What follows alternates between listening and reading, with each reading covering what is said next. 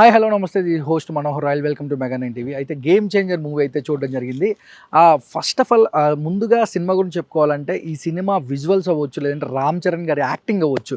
అంటే ముఖ్యంగా మూవీలో అయితే రామ్ చరణ్ నటించిన అంటే స్టూడెంట్స్ రోల్ అవ్వచ్చు, లేదంటే IAS role, IPS role and Appanna character అంటే పొలిటికల్ బ్యాక్గ్రాప్లో వచ్చే క్యారెక్టర్ కావచ్చు.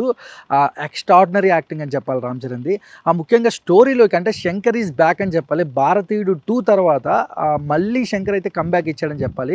అంటే సినిమా స్టోరీలోకి వెళ్తే మాత్రం అంటే ఎక్కడ ఫస్ట్ తన కాలేజీ లవ్ స్టోరీ నుంచి సినిమా స్టార్ట్ అవుద్ది. అంటే స్టార్టింగ్ ఇంట్రడక్షన్ లైన్ మాత్రం రామ్ చరణ్ ఐఏఎస్ క్యారెక్టర్గా అక్కడ ఏదైతే అంటే ఒక ఏరియాలో తప్పొప్పులు, రౌడీలు వీళ్ళంతా కూడా అవినీతి చేసే వాళ్ళందరినీ కూడా రూపుమాపే తరుణంలో రామ్ చరణ్ అయితే తన నిజాయితీ గల ఒక పోలీస్ ఆఫీసర్ అంటే ఒక నిజాయితీ గల ఐఏఎస్ ఆఫీసర్ ఎలా చేస్తాడో అదైతే రామ్ చరణ్ అయితే యాజ్ ఇట్ ఈజ్గా అంటే ఒక కలెక్టర్ ఎలా సైన్ చేస్తాడు, లేదంటే వాళ్ళ హావాభావాలు అవ్వచ్చు, ఇవన్నీ చాలా నీట్గా యాప్ట్గా రామ్ చరణ్ యాక్టింగ్ చేశాడని చెప్పాలి. రామ్ చరణ్కి జోడిగా కియారా అద్వాని కూడా అంటే చాలా బాగా చేసింది. అలాగే అప్పన్న రోల్ అంటే ఒక మన ఇంటర్వెల్కి క్లైమాక్స్కి మధ్యలో ఒక 30 మినిట్స్ అప్పన్న రోల్ ఏదైతే ఉందో రామ్ చరణ్ ఆ పాత్రలు అయితే ఒదిగిపోయారని చెప్పాలి. రంగస్థలంలో యాక్ట్ చేసిన రామ్ చరణ్ అయితే ఈ క్యారెక్టర్ అయితే బీట్ చేసిందని చెప్పాలి. అదే స్టోరీలోకి వెళ్తే మాత్రం అంటే రామ్ చరణ్ అయితే ఒక కాలేజీ లవ్ స్టోరీ అయితే రన్ అవుతూ ఉంటుంది. ఆ కాలేజీ లవ్ స్టోరీ నుంచి వాళ్ళ గర్ల్ ఫ్రెండ్ ఏదైతే చెప్తుందో అంటే అతనికి ఐఏఎస్ అయితే ఇంట్రెస్ట్ అని చెప్తుందో అంటే అతను ఆల్రెడీ ఐపీఎస్కి సెలెక్ట్ అయ్యి ఐపీఎస్లో అయితే జాబ్ చేస్తూ పోలీస్ ఆఫీసర్గా అక్కడి నుంచి ఎగ్జామ్స్ రాసి మళ్ళీ ఆయన కలెక్టర్ అవ్వడం జరుగుద్ది. అక్కడి నుంచి అసలు ఆ అప్పన్నకి రామ్ చరణ్ కనెక్షన్ ఏంటి, అంజలికి రామ్ చరణ్ కనెక్షన్ ఏంటి, ఈ సినిమాలో ఆ అప్పన్న రోలు ఏ విధంగా ఈ సినిమాకి అంటే ఈ క్యారెక్టర్ రామ్ చరణ్ క్యారెక్టర్కి ఏదైతే ఐఏఎస్ ఆఫీసర్కి సంబంధించిన క్యారెక్టర్కి ఎలా కనెక్షన్ ఉందనేది అయితే మనం ఈ సినిమా చూడాల్సిందే. అంటే ఈ cinema love story and action political drama cinema ఇది. ఈ సినిమాలో కూడా కొన్ని సీన్స్ అయితే అంటే పవన్ కళ్యాణ్కి సంబంధించి అంటే కొంచెం యాప్ట్గా అయితే దగ్గరగా ఈ సినిమాలో అయితే సన్నివేశాలు అయితే మనకు కనపడుతూ ఉంటాయి. కానీ ఆ సన్నివేశాలు అంటే ఇక్కడ మనం స్టోరీ అయితే లీక్ చేయకూడదు కాబట్టి అంటే ఓన్లీ స్టోరీ లైన్ మాత్రమే చెప్తున్నాను.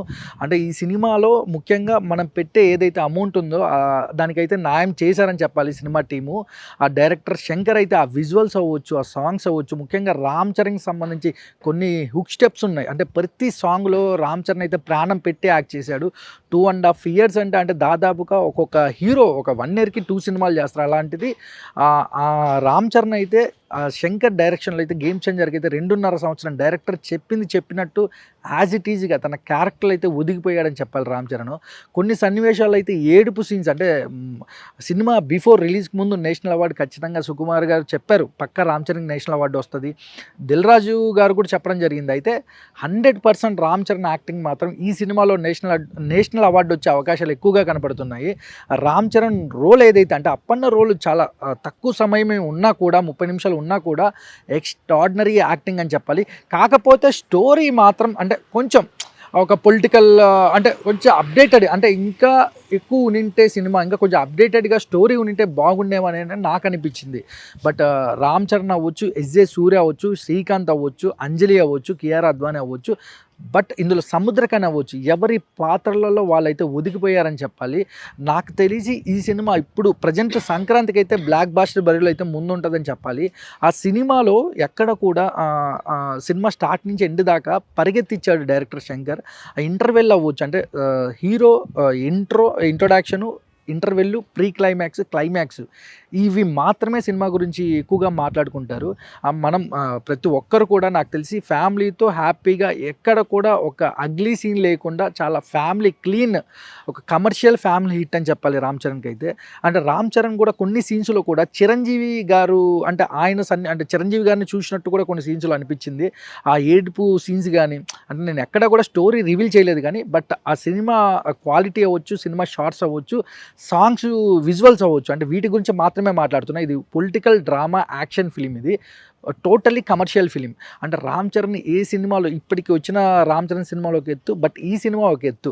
అంటే ఈ సినిమాలో ఎస్జే సూర్య ఏదైతే ఒక సీఎం ఎలా అవుతాడు, అతను పొలిటికల్కి సంబంధించిన వాళ్ళ నాన్న ఎవరు, శ్రీకాంత్ గారి క్యారెక్టర్ ఏంటి, ఎస్జే సూర్య కానీ శ్రీకాంత్ ఈ కనెక్షన్స్ అన్నీ మనకి ట్రైలర్లో కూడా ఇవన్నీ తెలియాలి అంటే ట్రైలర్ కట్ కూడా చాలా తెలివిగా కట్ చేశారు. అంటే ఒక ఆడియన్ని థియేటర్కి రప్పించడంలో అయితే శంకర్ ముందుంటాడని చెప్పాలి.